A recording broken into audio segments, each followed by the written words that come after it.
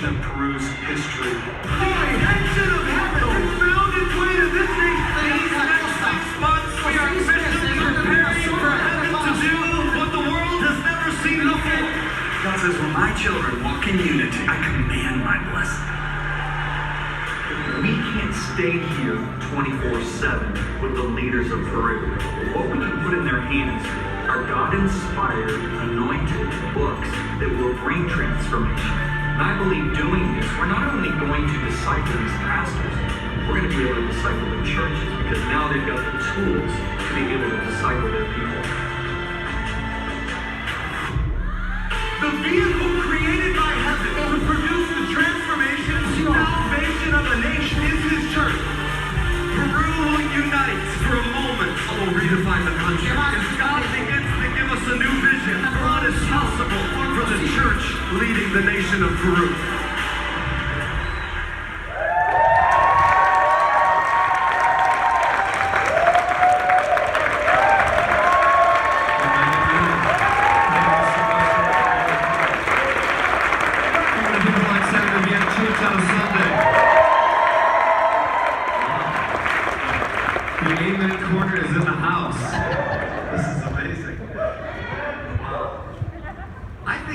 Churches are dead churches, if I'm just being honest. How many people know it's not quiet in heaven? Doesn't need to be quiet here either, right? It's your first time in a church like this? Welcome. Well, it is so good to be home. You just saw a video report of what took place just a couple of weeks ago in Peru. All the spiritual leaders said it was the most historic, widest representation and gathering of pastors ever in the history of the country. We really felt as a ministry, as we approached Peru, that we needed to journey the pastors in 3 phases. We believe that the hope of Peru is not North Americans, it's not the United Nations, it's not an external missions team coming in. We believe the hope of Peru is the people of God in Peru. Christ in the church is the hope of glory. And we said we're going to come alongside as a global missions team and stand beside the church of Peru. We thought, how are we going to reposition the church? How are we going to strengthen the church to lead the nation?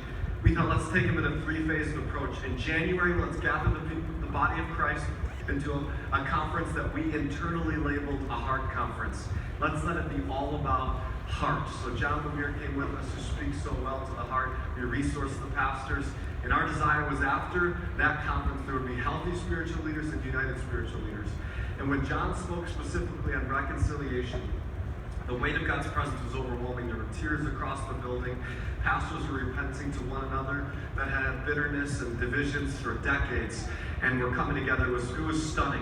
And then we went from the coast to the mountains in Arequipa, and then we went to the 3rd section of Peru, Iquitos, which is the largest city in the Amazon region, the jungle.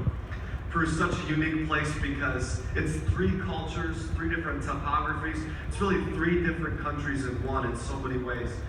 You have the coast, which is Lima. 10 million people live there. It's the 3rd largest city in the Western Hemisphere. Then you have the mountainous zone where there's Machu Picchu. It's kind of classic Latin America.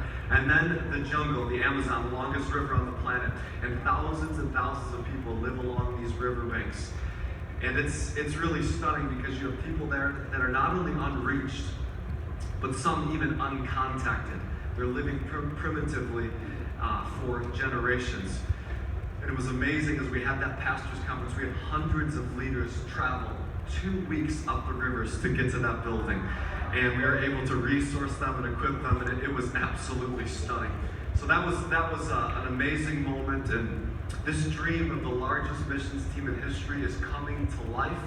This target that we have in our heart, that 5 million people would move out of the kingdom of darkness into the kingdom of light across Peru as a result of One Nation, One Day, is coming to life.